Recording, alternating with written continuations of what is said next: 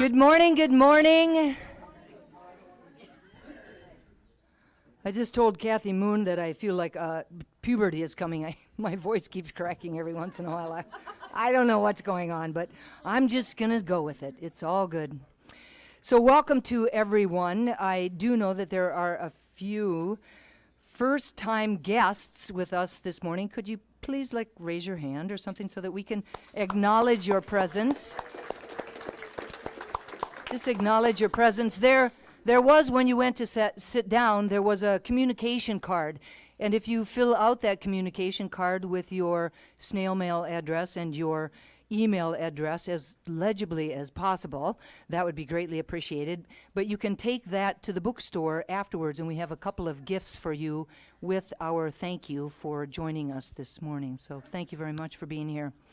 And welcome to those of you that are at home that have invited us into your living rooms or bedrooms or kitchens or wherever it is that you're viewing the live streaming from today. Thank you very much for allowing us to be a part of your day. So my name, for those of you that are visiting us today, is Reverend Dusty Ripplemeyer, and I am the senior minister of this amazing community. We are part of a larger organization called Centers for Spiritual Living.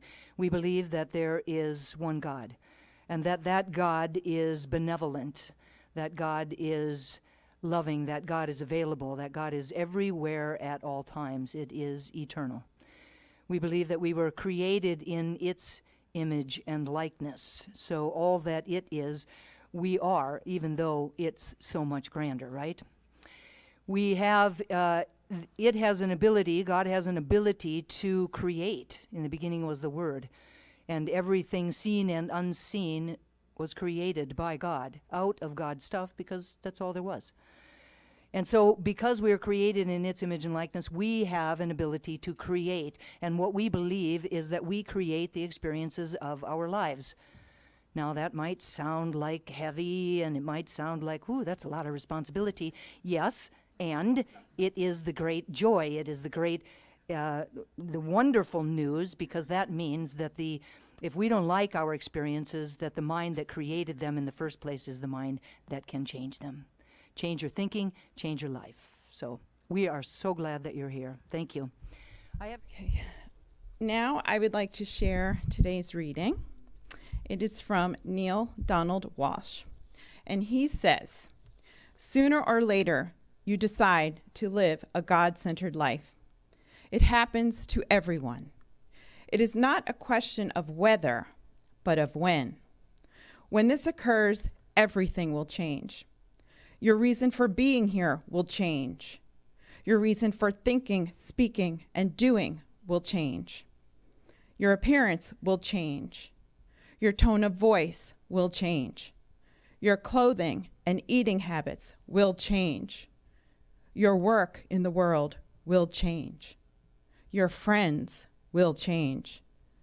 Your purpose in life will change. And the world you touch will change. Your decision to lead a God-centered life may occur over the course of many months, or perhaps years, or even many lifetimes. You can cause it to happen or wait for it to happen. You can ask for it to happen or demand that it happen. Demanding, of course, of yourself to allow it to happen at last. But it will happen without question and without fail. Sooner or later, you decide to lead a God-centered life." Yes, yes. So welcome to those of you who may have just arrived in the sanctuary.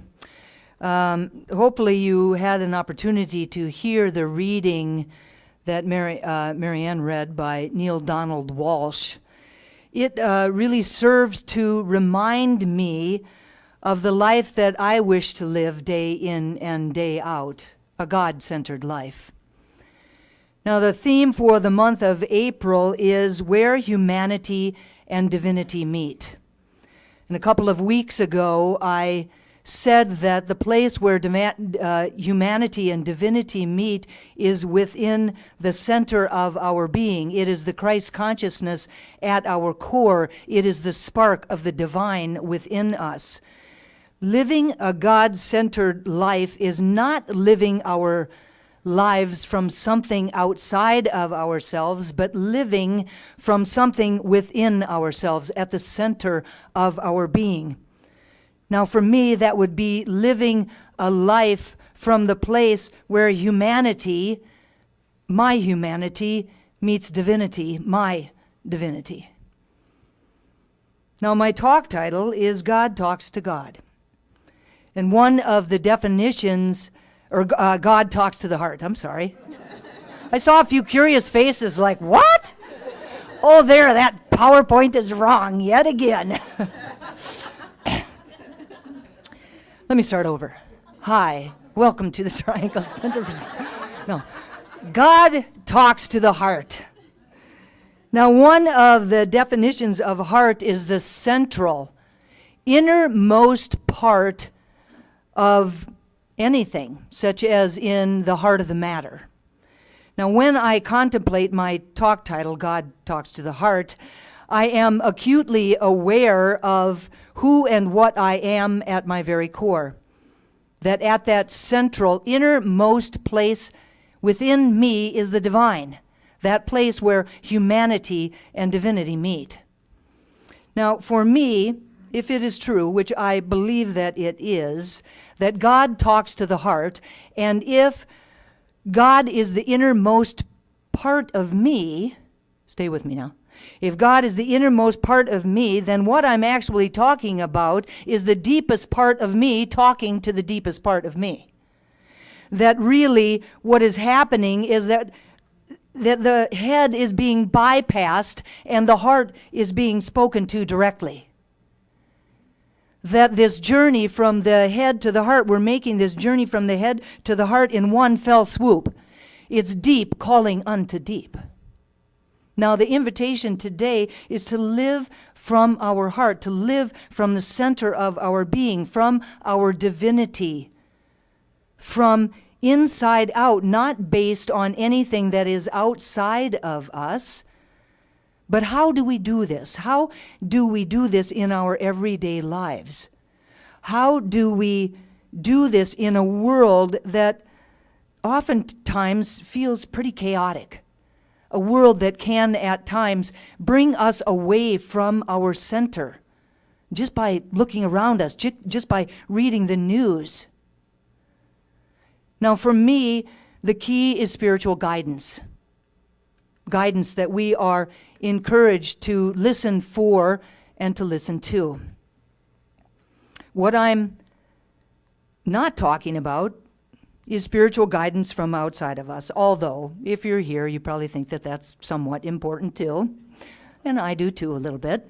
But really what I'm talking about is that spiritual guidance that comes from within. There is something within us, within each and every single one of us, that knows the truth, that sees the bigger picture from a higher realm.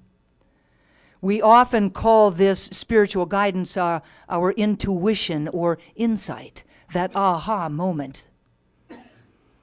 Now, the definition of insight or intuition is an instant of apprehending or catching the true nature of a thing.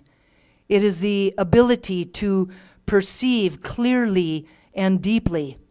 It is a penetrating and often sudden mental vision or discernment. It is a faculty of seeing the underlying truth, seeing beyond the veil to that underlying truth. Now, it comes to us by way of that still small voice that is within us. So what allows that still small voice of God to speak to us, to speak to the heart? What allows us to suddenly perceive clearly and deeply? What allows us to suddenly catch the true nature of a thing or a person or a situation? Ernest Holmes says, perhaps the simplest way to state the proposition is to say that we are surrounded by a mind or intelligence that knows everything. That the potential knowledge of all things exists in this mind. That the abstract essence of beauty, truth, and wisdom coexist in the mind of the universe.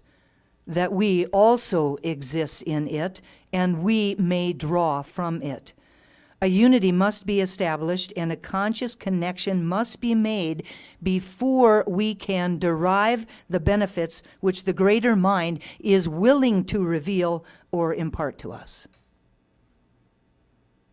So the truth is that there is one life, one mind, one heart, and we are connected to it in ways that can never be broken. Never. It is that spark of the divine within us. It is always there, and it is always ready, willing, and able to feed us, fund us, fuel us, supply us, guard us, guide us, and make the way clear for us. Ernest Holmes goes on to say, I am a center in the divine mind, a point of God consciousness, life, truth, and action. My affairs are divinely guided and guarded into right action, into correct results. So we are surrounded and indwelled by this infinite mind. Should we become receptive to it? As Ernest Holmes just said in that last quote, should we become receptive to it, it could and will acquaint us with anything and everything, that we need to know. Ernest Holmes says the infinite wisdom becomes human knowledge in such degree as the human furnishes a channel through which it may flow. The greatest people who have ever lived have recognized this fact. They have consciously expected it, consciously accepted it, consciously received it, and there came a time when they felt it flowing through them. It's beautiful, yes? So how do we become receptive to it? How do we become a channel for it? For me, there are 5 main intentions that we need to have, 5 main intentions that we must do in order to become receptive to it, in order to become a channel for it. For me, these are connection, meditation, emptiness, expectation, and listening. Spiritual guidance invites us to stay connected. In order to do this, we must remember every moment of every day who and whose we are. The world's wisdom traditions teach that a life that is not God-centered comes about through the idea of separation, of forgetting who we are. That a life that is not God-centered comes about by trying to live our lives from the outside in rather than from the inside out. A life that is not God-centered comes about through believing that the external world of form is primary and that somehow our inner world is secondary. Not good. Now, the invitation is to stand firmly grounded in our awareness of the truth of our being, to know beyond a shadow of a doubt who and what we really are. Who we are is pure, unchanging, unconditioned consciousness. Pure, unchanging, unconditioned consciousness. Nothing can change who we are at the core of our being. Experiences will come and go. They always do. But that which is at the core of our being will be unaffected by those circumstances, by those situations, by those experiences. The invitation is to recognize that we are not our bodies. We are not our thoughts. We are not our beliefs. We are not our fears, we are not our moods, and we are not our struggles. We are not anything that is outside of ourselves. We are not anything that is constantly changing. Who we really are at our core is unchangeable, unchanging, always present, always available. Now, when we understand this truth, we acquire the ability to distinguish between the experiences that we are experiencing and the consciousness that is experiencing them. We will be able to distinguish between them. We will have that capacity. And then when we have that capacity, we will know that we are not those things, because we will recognize that we are the one that is experiencing them. We must hold the truth that we were created by God, out of God, as the fundamental awareness of our being. The master teacher, Jesus, said, "The Father and I are one." And he never wavered from that belief. Well, maybe a little bit, a couple of times, but really, he really never wavered from that truth. And he stayed connected, deeply connected all of the time.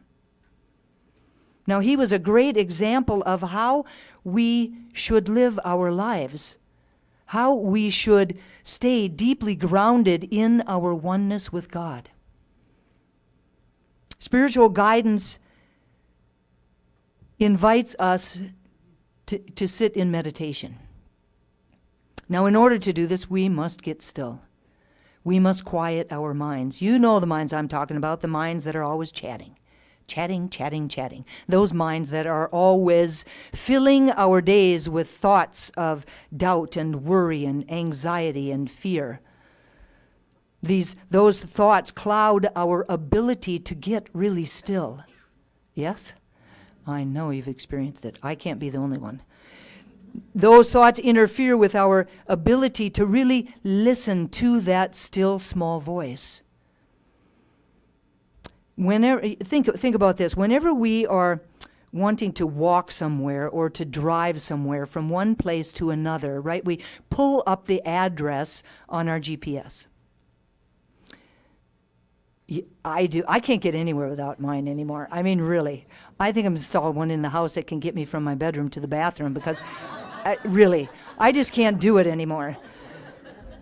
And so we pull that GPS up in our car, or we pull it up on our phone, and it helps us to navigate through our confusion, right? It assists us to find our way. It makes our path very clear. Now, we have within us our own GPS, an internal wisdom, an internal guidance system that is always available to assist us to navigate through our confusion, through our doubt, through our worry, and through our fears. The struggle that we have, however, is that we don't often get quiet enough to really hear it. The bottom line is that the answers to our questions and the solutions to our challenges are always available. Everything that we need to create the life of our dreams is within us. Our innate wisdom is always ready, willing, and able to inform us of all that we need to know and all that we need to do. We just need to get quiet enough. We just need to get still enough to hear that voice. So the invitation is to simply get quiet. Now, whether that looks like a formal meditation practice while you're sitting on a meditation cushion, or a walk through a beautiful wooded area, or sitting by a lovely mountain stream, or periodically just taking a long, deep breath. Being quiet enough, still enough, to be able to listen for and to that inner GPS is of utmost importance to each and every single one of us, individually and collectively. Now, I believe that we cannot continue to live our lives as we have been living them. That fear, judgment, resentment, despair, frustration, and anger are often at the forefront of our lives. Something has to change. And the only way that it can change is within us, within all of us. It's the only way that it will ever work. We have to awaken to this truth, and we have to begin to see beyond the veil of our human perceptions. We have to awaken to this truth, and we have to consciously choose to let loose any thoughts, any feelings, any old beliefs, and any old paradigms that are no longer working for us. When our internal experience is crowded with stories, opinions, doubts, judgments, justifications, and fears, we cannot live a God-centered life. It is impossible. Amen. Spiritual guidance invites us to be empty. To be empty. This means the ability to stand in the awareness that we really know kind of next to nothing.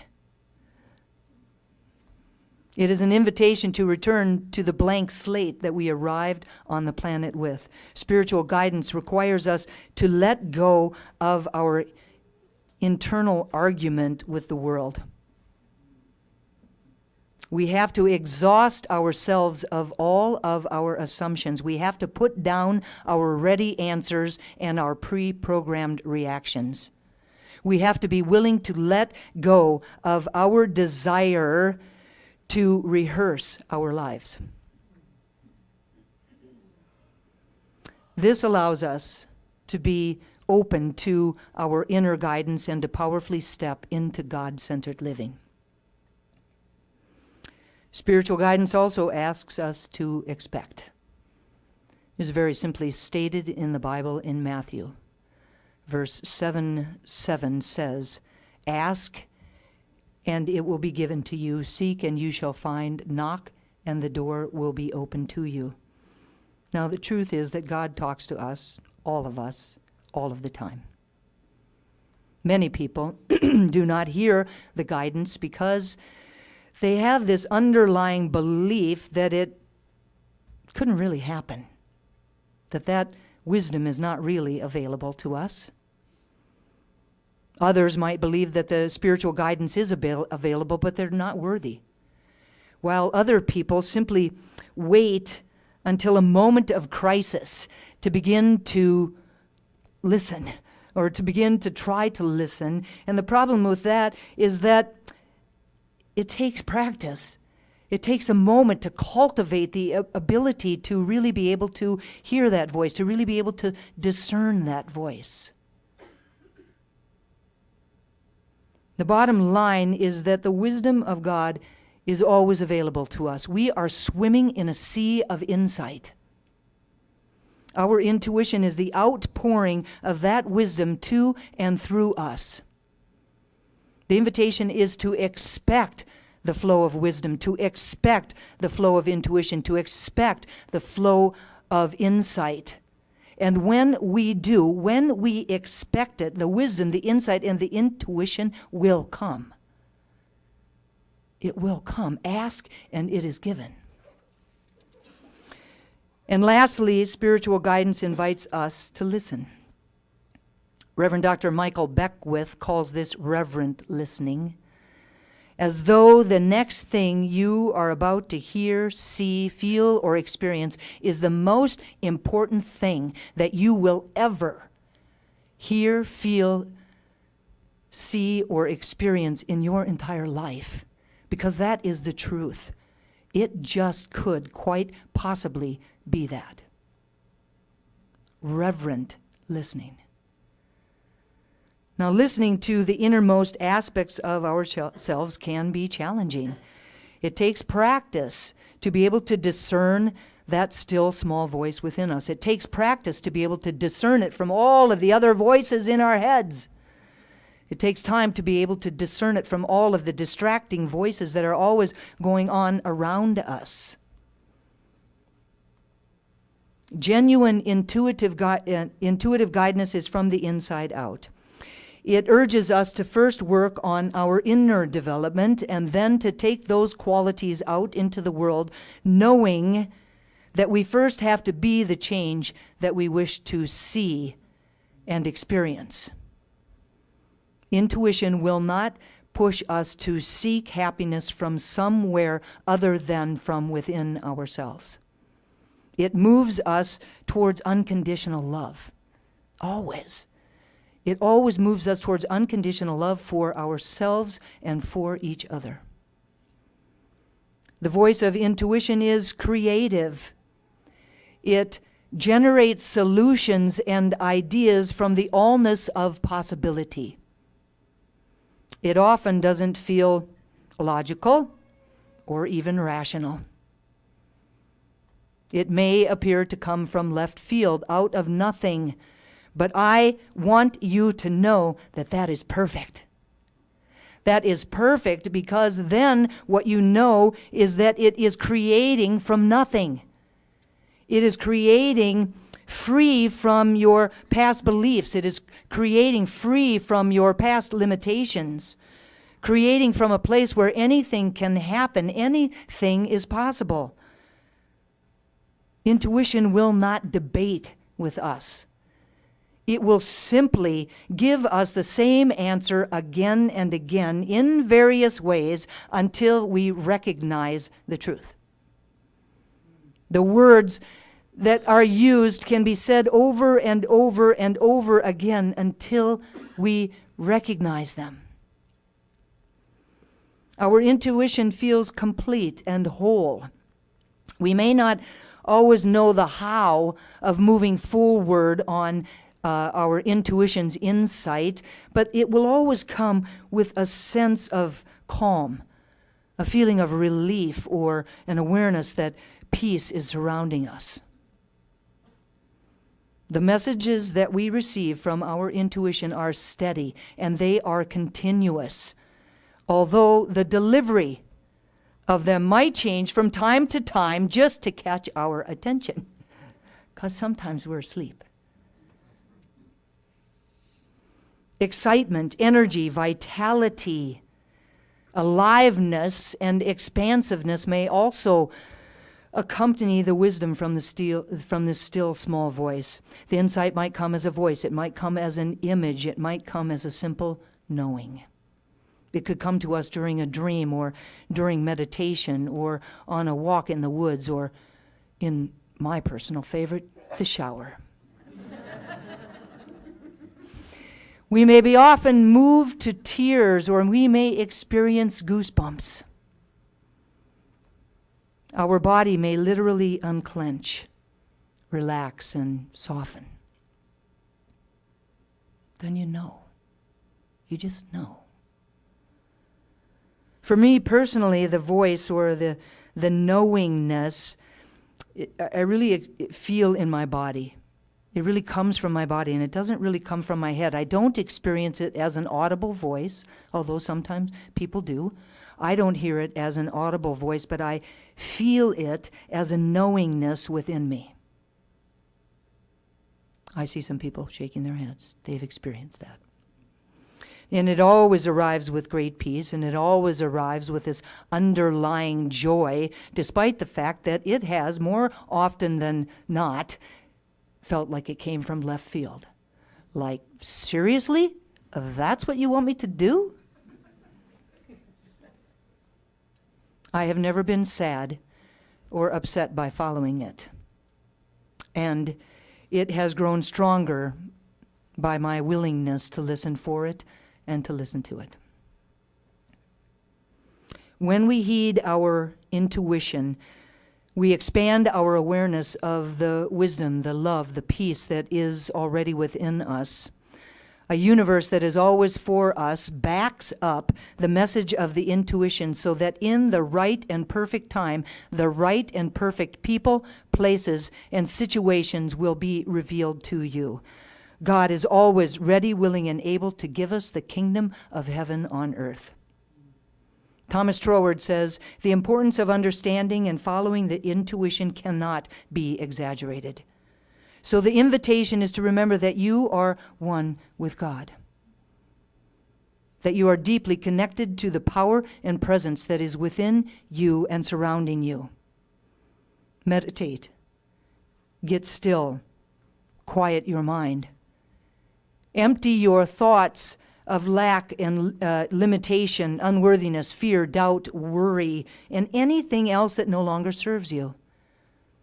Be a blank slate upon which God can write the guidance that will transform you. Expect that Source is always ready, willing, and able to guide, feed, guard, source, support you always. Deeply, reverently listen for that guidance and be willing to follow it to your highest and best. If we go back to the center of our being, if we go back to the truth of who we are, if we go back to the place where humanity and divinity meet, what we will find is that there is an alignment between who we really are and what we hear.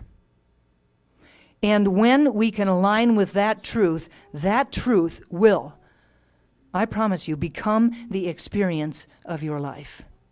Please repeat after me. I honor the divinity within me. I joyfully allow this inner wisdom to guide me. I live a God-centered life. And so it is. And so it is. Thank you, everyone. Let's turn within. So in this moment, I invite us to close our eyes, to turn within, to get still, to free our mind of any thoughts that might be floating through it right now, to just let them pass on through and to allow ourselves to feel this music, to let these words that I allow to flow through me to flow through you. What I know in this moment, that there is just one life. That life is God's life. That life is perfect. Each of us is living that life in our own unique and individualized way. We are spiritual beings having a human incarnation here on the planet to bring the presence of God to everyone. I know that I am one with this presence, that it created me out of itself, right where I am. God is in its fullness, in its wholeness. And just as I know that this is my truth, I know that it is true for each and every one of us. And it is from that place of unity that I speak these words about and for each of us this morning. Declaring, affirming, claiming ease and grace for each of us around living a God-centered life. Around turning away from anything outside of ourselves and turning our attention to the inner side of us. Opening our hearts and opening our minds, reverently listening for all that Spirit has to say, for the words that God speaks to our heart. That there is a way that we can hear this and then act upon it and powerfully bring it into our lives and into the lives of everyone around us. Changing our own life and changing the lives of everyone on the planet ultimately. One person at a time.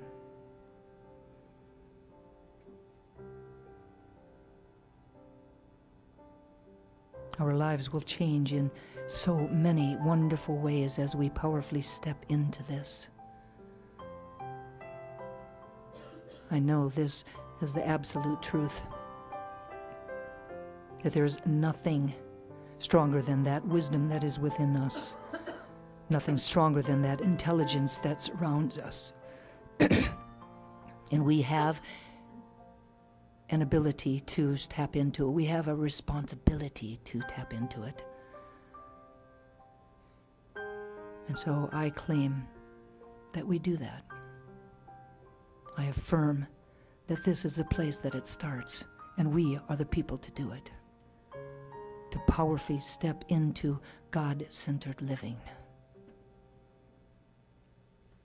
And I'm so grateful to know this truth and to speak these words, so grateful for the power of prayer, knowing that these words are loosed into that law that always says yes, that works with mechanical regularity to clothe my words in form. And so I speak these words, I release them into that law, and I committedly expect their manifestation. Letting go and letting God be God. And I invite each of us to anchor this prayer for ourselves and for each other simply by saying, and so it is. And so it is.